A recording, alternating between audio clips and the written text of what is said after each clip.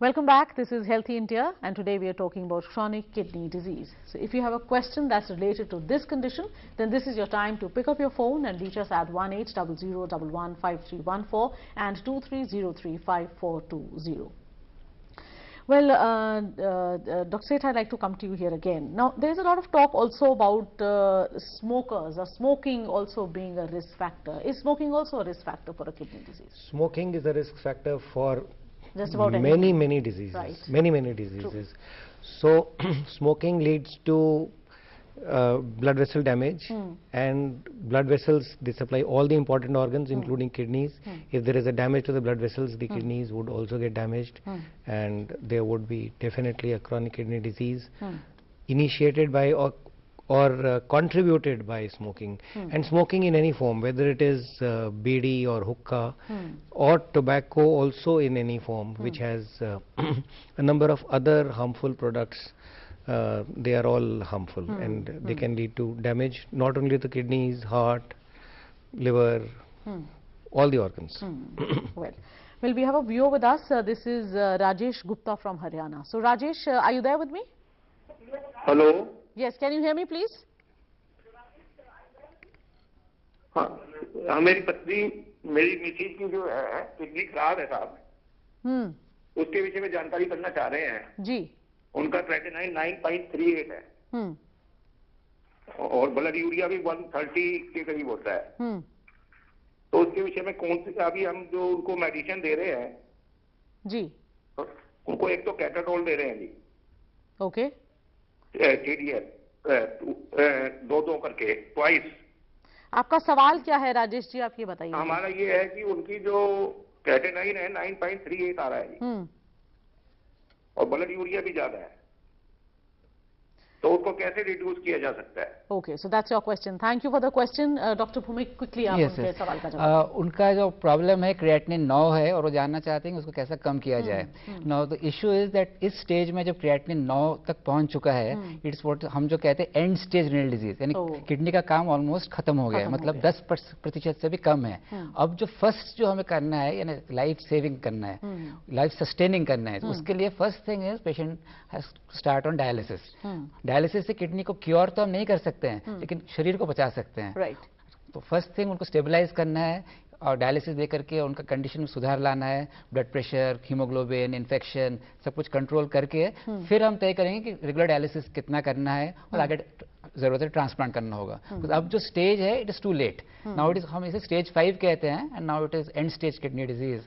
And अभी creatinine वैसा direct कम तो नहीं कर सकते, लेकिन कभी कभी ऐसा होता है कि इन्फेक्शन है तो इन्फेक्शन को ट्रीट किया तो क्रिएटिनिन कम भी आ जाएगा। So it needs now specialised care now under nephrologist. That's right, right. Okay, now Dr. Gupta, are there any surgical causes also for kidney diseases? Yes, apart from diabetes and hypertension, what we have heard, there are a lot of other conditions which can also affect on the kidney function. Let's start from the newborns or the children. There are some congenital abnormalities in the children, like a obstruction to the kidneys, that is called PUJ obstruction, or there can be a vesico-ureteric reflux, where the urine is going back from bladder to the kidney, or there can be a posterior urethral valve, which is a very common condition in the children. So by the neonatal ultrasound or the ultrasound during pregnancy can also detect all these conditions. And if one knows beforehand that there is a congenital problem, one can start taking precaution immediately after the birth of the child. What is his kidney function and how to prevent the further damage to the kidneys. Apart from that, infection is a very important cause which happens in the middle age group and also in the ladies after their marriage and all that. They have infection and which can affect the kidney function. Then in elderly group we have got the prostate. So prostate can be a benign enlargement or malignancy, and because of the obstruction there may be a back pressure effect on the kidneys. So these are all preventable causes of the kidney function, and if they are there, they should be recognized and they should be treated in proper time so that the kidney function can come back to the normal also. That's right. I think, well, that's a good explanation there. Well, we have with us a viewer right now. This is Mr. Raghavendra from UP. So, Raghavendra ji, if you can hear me, welcome to the show. Yes, ma'am. Ma'am, मेरा question है कि मेरे uncle का serum creatinine इस समय 10.0 है लगभग, तो उनको एक आयुर्वेदिक डॉक्टर ने उन्होंने कहा है कि ये मतलब हम ट्रीटमेंट कर लेंगे और एलोपैथिक में दिखाने पर ये हुआ कि ट्रांसप्लांटेशन कराना पड़ेगा। मैम क्या ट्रांसप्लांटेशन ही इसमें एक लास्ट उपचार है एलोपैथिक में? Okay, thank you for the question. Doctor सेठ, मैं चाहूंगी आप इस सवाल का जवाब दें। देखिए, क्रिएटिनिन 10 है। Last patient also had exactly the same problem, creatinine 9.38 or 10, they are more or less the same. And whatever Dr. Bhaumik has said, that applies to this particular patient also. We obviously have to confirm that this is end-stage renal disease. We must get a basic ultrasonogram done to rule out any obstruction as a cause or any reversible cause. And whatever reversible causes are there, they need to be looked after. But this is now in the field of a specialist. And this is an advanced kidney failure and it should not be ignored. आप थोड़ा सा हिंदी में बता दीजिए। ये जब creatinine 10 हो जाता है तो इसका मतलब ये है कि गुर्दे का काम बहुत ही कम हो चुका है। अब इस समय इसका इलाज जो है एक स्पेशलिस्ट के द्वारा ही होना चाहिए और इसमें सारे टेस्ट होने चाहिए। पता करना चाहिए कि कुछ ऐसे बीमारियां जिनका उपचार हो पाए, जिसकी वजह से गुर्दे का फंक्शन इम्प्रूव हो सकता है या उसमें सुधार आ सकता है, तो वो करना चाहिए। और अगर नहीं सुधार हो सकता तो उसके बाद डायलिसिस और ट्रांसप्लांट, ये ही दो मेन उपचार रहते हैं। और बाकी दवाइयां भी होती हैं जिनसे काफ़ी शरीर को सपोर्ट मिलती है और फ़ायदा रहता है। मगर ये सारी चीज़ें जो है अब एक स्पेशलिस्ट ही बता सकता है और एक स्पेशलिस्ट के पास ही जाना चाहिए। That's right. Now, Dr. Bhaumik, are there any stages to these, this disease? And if yes, very quickly, if you can tell us what are those stages? Yes. So as Professor Gupta mentioned, we have basically the GFR. With the GFR estimation, either by the DTPS scan or by simple formulae based on serum creatinine, one can stage the amount of kidney dysfunction. So, as was mentioned earlier, once creatinine is 10, that's the last stage. There the GFR is stage 5, GFR is less than 15. So that is the worst stage, right? So if you start with the first stage, that is stage 1, there the GFR is normal. GFR is more than 90, but the problem is the patient has persistent urinary abnormalities. Like in a diabetic, as I said, the hyperfiltration, the proteinuria, or you do imaging, there are cysts in the kidney, or there are scars in the kidney. So the GFR is still normal, but they already have definite abnormality in the kidney. So that is the stage 1 with a normal renal function, everything normal. GFR more than 90. The second stage, when GFR is between 60 and 90, creatinine is still normal, because creatinine doesn't rise till function is less than 50%. Okay. But if you do the GFR, it is between 60 and 90. Again, the same things apply. There is some cyst, or there is some scar, or there is some protein in the urine. So once the GFR is less than 60, then the creatinine starts rising. So that is stage 3. So in stage 3, the creatinine is creeping up now, and you again have those abnormalities. And in stage 4, it is between 15 and 30. And then less than 15, as I said, is the end stage. So these are roughly the stages. All right. 1, 2, 3, 4, 5. They are very useful, actually. Absolutely. Well, we have another viewer from Delhi. This is Brijesh. So, Brijesh, welcome to the show. Brijesh, are you there with me? हाँ जी madam. जी, बताइए क्या सवाल है आपका? Madam ये ऐसा सवाल है, मेरा वो मिसेस का जो है ना, एक किडनी सिकुड़ गया, माने छोटा हो गया। तो उसके लिए मैंने बहुत जगह दिखाया, अभी उनको इतना परेशानी आ रहा है ना, वो हॉस्पिटल में हमने दिखाया तो डॉक्टर बोल रहे हैं कोई बात नहीं, एक किडनी छोटा है, मगर उनको सारा चारों तरफ मैडम पेन होता है, राइट लेफ्ट पेन होना शुरू हो गया। पहले राइट में प्रॉब्लम था किडनी का, तो लेफ्ट में अभी हल्का हल्का दर्द आ रहा है और बीपी हाई लो होते रह रहा है madam. Okay, so thank you for the question. Doctor सेठ, आप प्लीज बताएं उनका जवाब। देखिए, उन्होंने बताया कि एक गुर्दा छोटा है और दूसरा गुर्दा नॉर्मल, ऐसा मुझे समझ में आया कि शायद हाँ कि दूसरा गुर्दा नॉर्मल है। तो ये रिड्यूस्ड रीनल रिजर्व वाली सिचुएशन है। एक किडनी एक इंसान के लिए काफ़ी होती है और अगर उसमें कोई फर्दर डिटेरियोरेशन का चांस नहीं है तो इसमें ऐसी कोई चिंता की बात नहीं होनी चाहिए।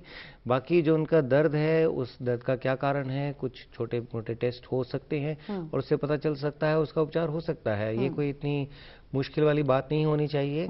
और किस कारण से वो पहला गुर्दा छोटा हुआ, कई बार ऐसा होता है कि बचपन में कुछ इन्फेक्शन वगैरह रहा हो और इस समय ज़्यादा उम्मीद है वो ठीक हैं, मगर जिन डॉक्टर को इन्होंने दिखाया होगा उन्होंने कुछ टेस्ट ज़रूर करवाए होंगे कि दूसरे गुर्दे में रिस्क नहीं होगा या बहुत कम होगा। नहीं होगा तभी उनको ऐसे आश्वासन दिया होगा।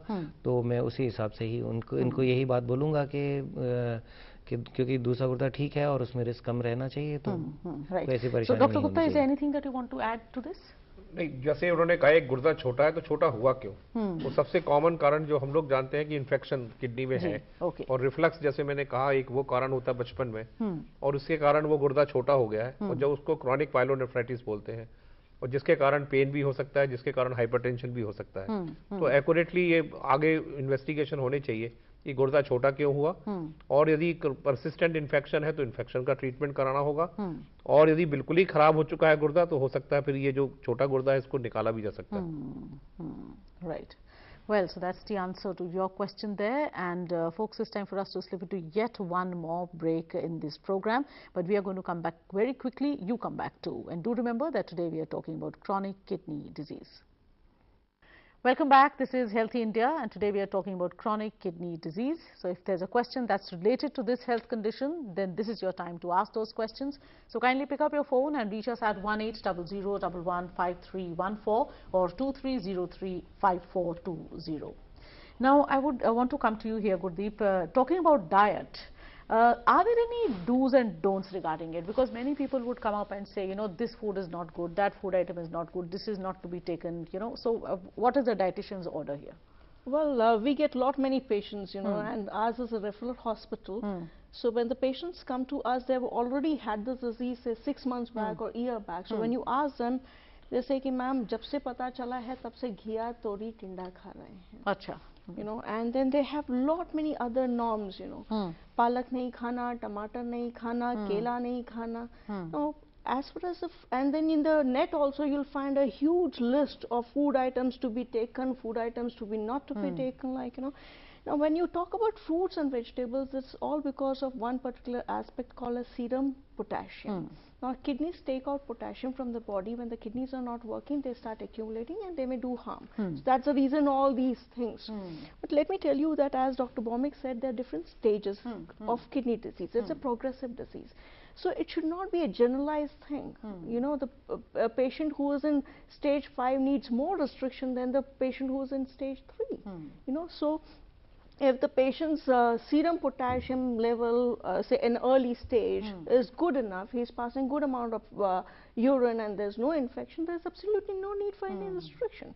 And the worst part is that the net, they see the values from the net, and please remember that the mineral content of any food depends upon the mineral content of the soil of the country.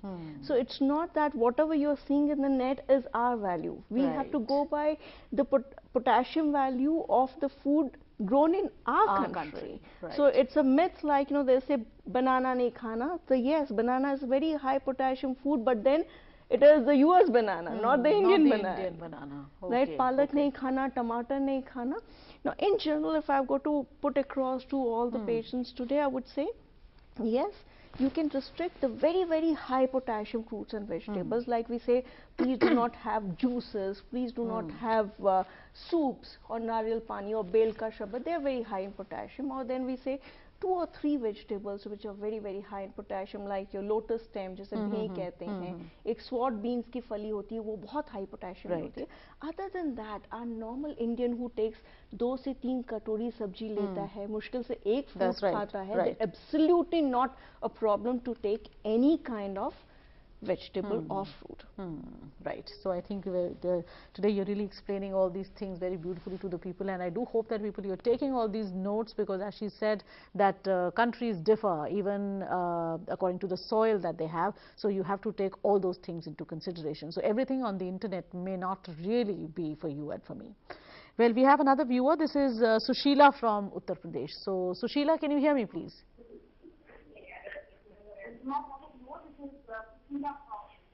हाँ जी.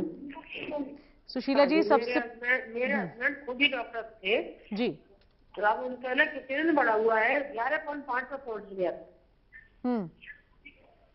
आप अपना TV का volume please come करें. कितने हो गया 11.5, उससे पहले हो गया था 14. फिर हमने डायलिसिस. हाँ, मेरे टीवी का तो मैंने खुद ही कम कर रखा है मैडम. नहीं किया आपने काम. आपकी आवाज रिपीट हो रही है. I am sorry, I will have to drop this call. people just try and understand when we say that please lower the volume of your TV set, you've got to do it, because otherwise your voice begins to echo and then we are not able to hear you. So whatever the doctors can make out of what Sushila was saying, maybe Dr. Bhumika आप अगर कुछ जवाब देना चाहें, अगर आपको कुछ समझ में आया हो तो. मैं इतना समझा कि उनका क्रिएटिनिन 11.5 है and I think there some problems related to that.